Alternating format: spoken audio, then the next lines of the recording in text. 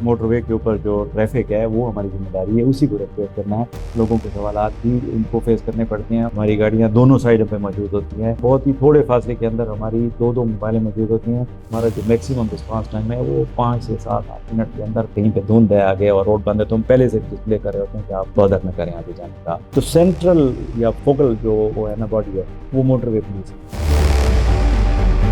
अस्सलाम वालेकुम नाज़रीन, नादिया नज़ीर ऑफिशियल्स में खुशामदीद। नाज़रीन, जब हम मोटरवे पे सफ़र करते हैं तो बहुत से ऐसे सवालात होते हैं जिनके जवाबात हम जानना चाहते हैं, लेकिन हम डायरेक्ट डीआईजी साहब से मुलाकात नहीं कर सकते। लेकिन आज मैं आपके बहुत सारे सवालात के जवाबात लेने के लिए खुद डीआईजी साहब के पास मौजूद हूँ। तो इस वक्त हमारे साथ मौजूद हैं DIG motorway police Imran Shahid साहब। अस्सलाम वालेकुम सर। वालेकुम सलाम। सर कैसे हैं आप? जी मैं बिल्कुल। सबसे पहले तो मैं आपका शुक्रिया अदा करूंगी कि आपने हमारे और हमारे ऑडियंस के लिए टाइम निकाला। Thank you. अच्छा सर, जब हम मोटरवे पे ट्रैवल करते हैं तो सवालात बहुत सारे होते हैं जो हमारे दिमाग में आते हैं कि मोटरवे पुलिस के अंडर क्या क्या आता है। ये जरा आप हमारे ऑडियंस को बताएं कि आपके अंडर क्या क्या आता है। डायरेक्टली जो हमारी जिम्मेदारी मैडम बनती है तो वो बनती है कि जो मोटरवे है जिसको हम कैरेज वे भी कहते हैं, इस पर जो गाड़ियाँ चल रही हैं उनको हमने रेगुलेट करना होता है। और जो कम्यूटर्स हैं उनकी सेफ्टी कह लें, सिक्योरिटी कह लें, मेन हमारी ये ड्यूटी है।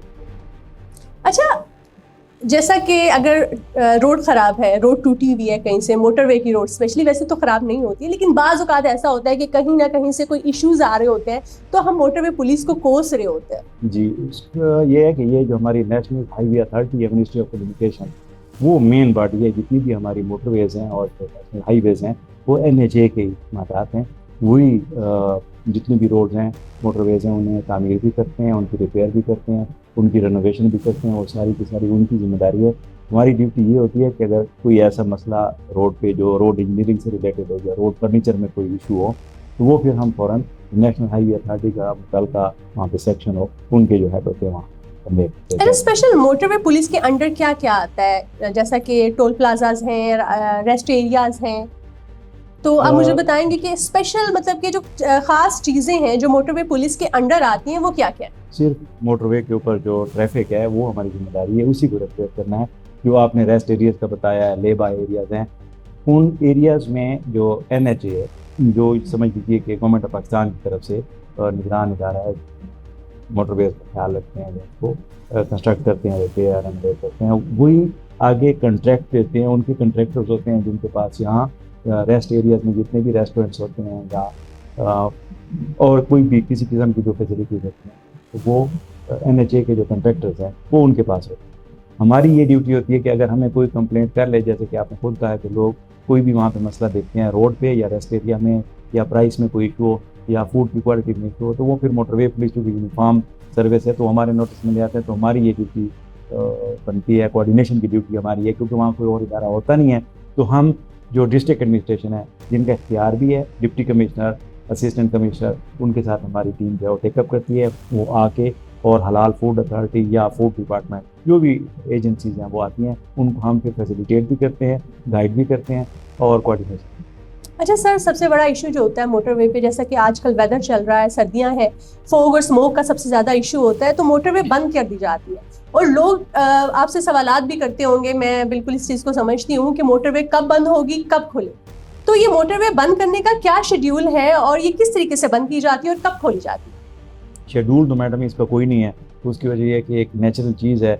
और जब देखिए कि नवंबर में फॉग और स्मोक नहीं थी तो या इस लेवल की नहीं थी कि रोड बंद करने की ज़रूरत पड़े, जब तक विजिबिलिटी इतनी होती है कि उसमें ट्रैवल किया जा सके केयरफुल ड्राइव करके, तो मोटरवे पुलिस जो है उनको शौक नहीं होता लोगों को तकलीफ देने का, बल्कि हमारे लिए ज़्यादा प्रॉब्लम बन जाता है, क्योंकि डाइवर्जन लगानी पड़ती है, लोगों को मुतमईन करना पड़ता है। जो हमारे फील्ड के ऑफिसर हैं, लोगों के सवालात भी उनको फेस करने पड़ते हैं, और 130 जो हमारी हेल्पलाइन है उस पर भी बहुत सारे पैगामात और लोगों के शिकायत कह लें या उनकी तरफ से क्वायरीज हैं वो आती हैं, तो उनको भी हम समझा रहे होते हैं। मीडिया, सोशल मीडिया के जरिए भी हम ये कन्वे कर रहे होते हैं लोगों के लिए जो इंफॉर्मेशन है उसकी हम डिसमिनेशन करते हैं, ताकि लोगों को पता हो कि मोटरवे का कोई एक सेक्शन या पूरी मोटरवे पर यहाँ से अगर कोई इस्लामाबाद ट्रैवल करें तो उनको हम टाइमली बताते हैं कि लोग फंस ना जाए, क्योंकि फैमिलीज़ के साथ या अर्जेंट किसी काम से जा रहे होते हैं, ऑफिस स्टक हो जाते हैं तो फिर प्रॉब्लम होता है, क्योंकि मोटरवे पे पीछे वापस आया जा सकता है, रिवर्स पे भी नहीं आ सकते, और सिर्फ एग्जिट ही एक रास्ता होता है। तो फिर हम कोशिश करते हैं कि जो ट्रैफिक फंस जाए धुंध की वजह से और आगे रास्ते बंद हो जाए तो फिर हम उनको डाइवर्जन लगा के जो भी पहला एग्जिट आता है वहाँ से हम उनको जो जीटी रोड है या कोई और हाईवे जो कनेक्टिंग हो तो वहाँ उनको हम गाइड करके ले जाते हैं ताकि वो अपना सफ़र भी जारी रखें। और जो लोग घरों में हैं उनको हम रिक्वेस्ट करते रहते हैं कि आप पहले चेक कर लीजिए, और हमारी एडवाइजेज भी हमारे वेब पेजेस हैं, फेसबुक पे या और सोशल मीडिया के हमारे जो अकाउंट्स हैं उन पे भी हम अपडेट करते हैं।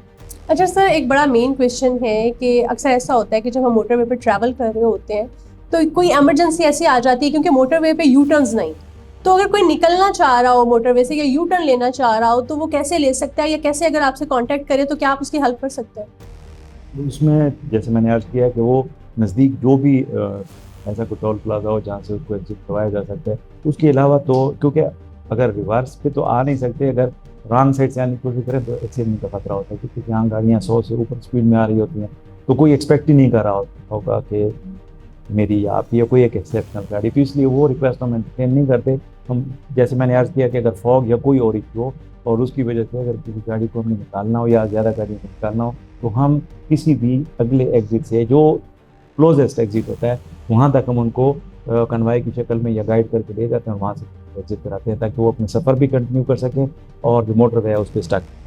और अगर कोई हादसा हो जाए, कोई ऐसा हादसात अक्सर होते हैं, एक्सीडेंट्स वगैरह होते हैं, तो कितनी देर तक मोटरवे पुलिस जो है वहाँ पे पहुँच जाती है? देखिए हमारी जो तकरीबन जो हमारी बीट होती है उसमें हमारी गाड़ियाँ दोनों साइड पे मौजूद होती हैं और बहुत ही थोड़े फासले के अंदर हमारी दो मोबाइलें मौजूद होती हैं। हमारी ये कोशिश होती है विद इन 5 to 8 मिनट्स हमारा जो मैक्सिमम रिस्पांस टाइम है वो 5 से 7-8 मिनट के अंदर पहुंच जाती है, और ये हमने इसकी टेस्ट भी करके देखा है और पब्लिक फीडबैक भी। हमारा रिस्पांस टाइम बहुत रीज़नेबल है और लोग उससे मुतमईन होते हैं और हम बहुत जल्दी पहुंच जाते हैं। उसकी वजह यह है कि हमारा और कोई काम होता नहीं है क्योंकि हमारा मेन काम ट्रैफिक को रेगुलेट करना है, और अगर खाना खासा ब्रेक डाउन हो गया गाड़ी का या हादसा हो गया या कोई और मसला हो गया, किसी को कोई तकलीफ हो गई है, हेल्थ का कोई इशू बन गया है, कोई और प्रॉब्लम हो गया या कोई खाना खासा झगड़ा हो गया या कुछ मसला हो गया, तो उसके लिए हम फिर फ़ौरन पहुँचते हैं क्योंकि हम ना पहुँचे तो और कोई इदारा वहाँ पर मौजूद नहीं होता। और फिर 1122 और डिस्ट्रिक्ट पुलिस और जितने भी इदारे हैं जिन्होंने यहाँ पे आके कोई हेल्प करनी होती है या उन्होंने कोई एक्शन करना होता है उनके साथ कोऑर्डिनेशन भी हम नहीं करनी होती है। तो सेंट्रल या फोकल जो वो है ना बॉडी है वो मोटरवे पुलिस। अच्छा, मोटरवे पे चालान किन किन सूरतों में होता है? देखिए मैडम, जो रेगुलेशंस हैं सबसे इम्पॉर्टेंट चीज़ तो जो हर जगह पे बड़ा लिखा होता है कि जो स्पीड लिमिट है, जो PSP गाड़ियाँ हैं, पब्लिक सर्विस व्हीकल्स हैं, उनके लिए 110 है और आम गाड़ियों के लिए 120 है।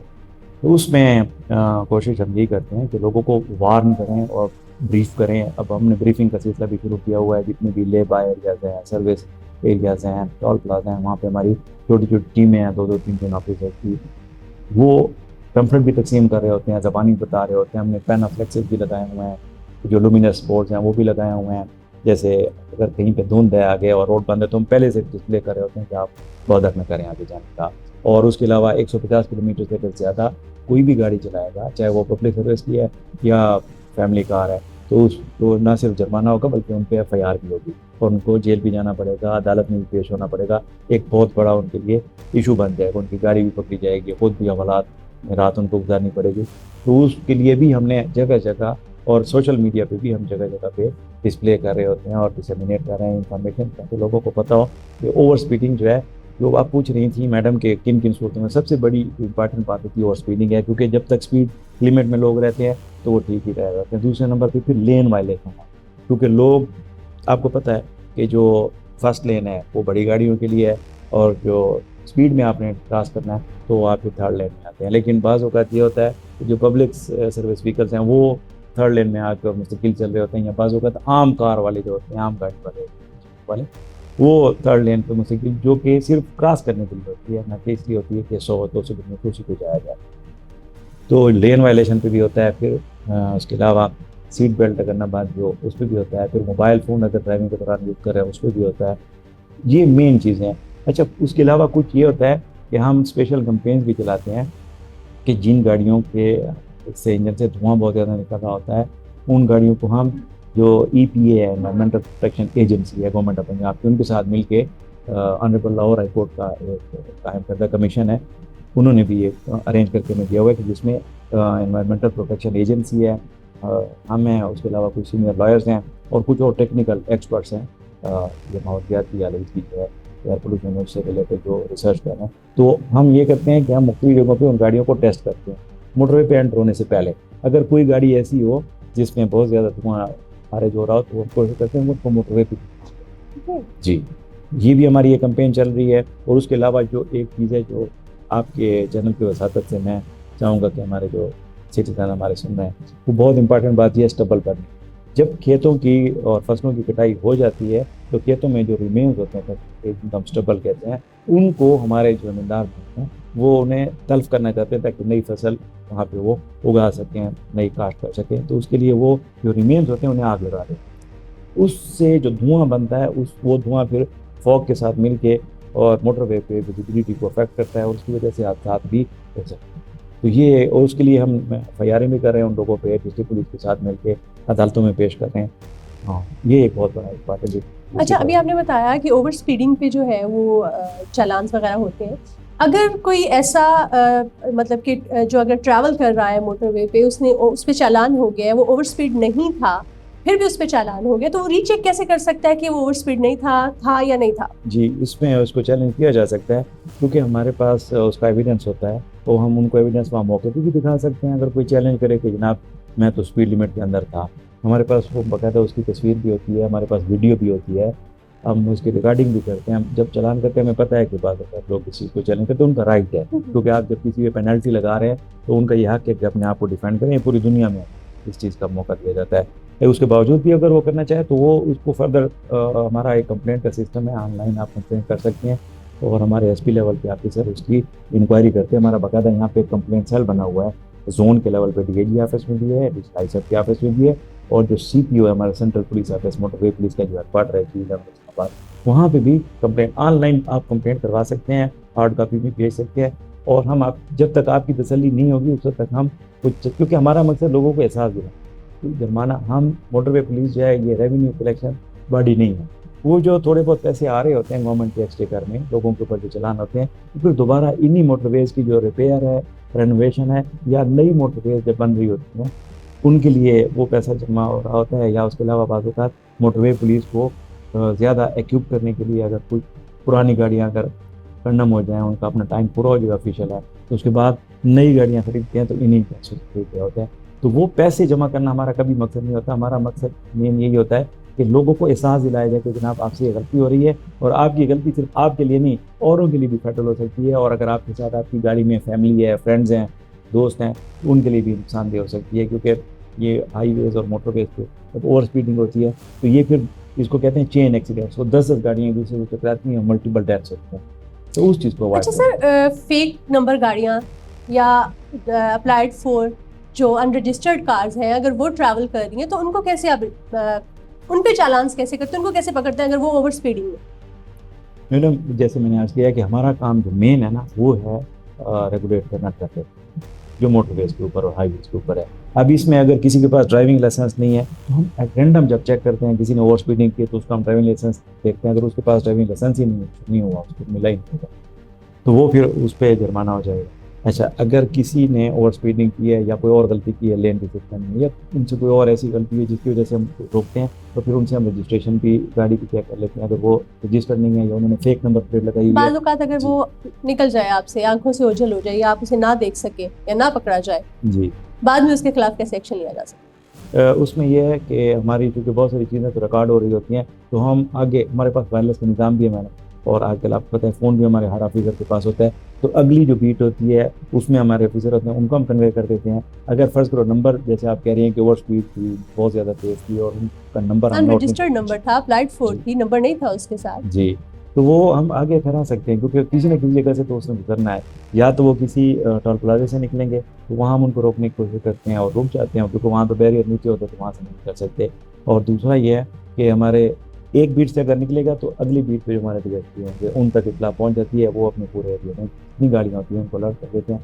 कहीं ना कहीं वो पक्के ही जाते हैं, निकल नहीं सकते, क्योंकि अगर उनका नंबर नहीं है तो उनका मेक, मॉडल, कलर, कुछ ना कुछ तो वो पता चल रहा होता है कि किस कलर की गाड़ी थी, कौन सी मेक, कौन सी कंपनी की थी, तो वो हम कन्वे कर रहे थे तो रुक जाता है। हमारा ड्यूटी हम अलहमदुलिल्लाह हमारी टीम बहुत जमी के साथ करती है, तो जब हम कोशिश कर रहे होते हैं तो हमसे निकल नहीं। अच्छा, पिछले दिनों सोशल मीडिया पे एक इशू चल रहा था कि जैसा आपने कहा कि कैमरास लगे हुए हैं, रिकॉर्डिंग्स हो रही होती हैं, तो ऐसा होता है कि किसी नंबर पे चालान होता है, उनके घर जाता है चालान, लेकिन बाद में पता चलता है कि ये नंबर तो उनके नाम पे था ही नहीं, ये तो किसी और के नाम पे रजिस्टर्ड है, चालान मुझे कैसे आ गया? उसमें एक इशू जो अब काफ़ी हद तक ये ठीक हो रहा है, क्योंकि एम टैग भी आपको पता है कि इंट्रोड्यूस हो चुका है। तो एम टैग में तो ये हो नहीं सकता कि आपका मोबाइल नंबर जो है, मतलब आपकी गाड़ी रजिस्टर्ड मेरे नाम पे हो और इस्तेमाल आप, अब दो चीज़ें जो है ना स्ट्रीमलाइन हो रही हैं गवर्नमेंट ने। एम टैग का इस्तेमाल बहुत कम लोग करते हैं। बाज़ों का ये आपकी बात ठीक है, 1 केस में ऐसे होता है कि किसी और बंदे के मोबाइल पे इतला चली जाती है कि आप ये अगेंस्ट इस तरह का चलान है, तो उसमें इदारे की गलती नहीं होती।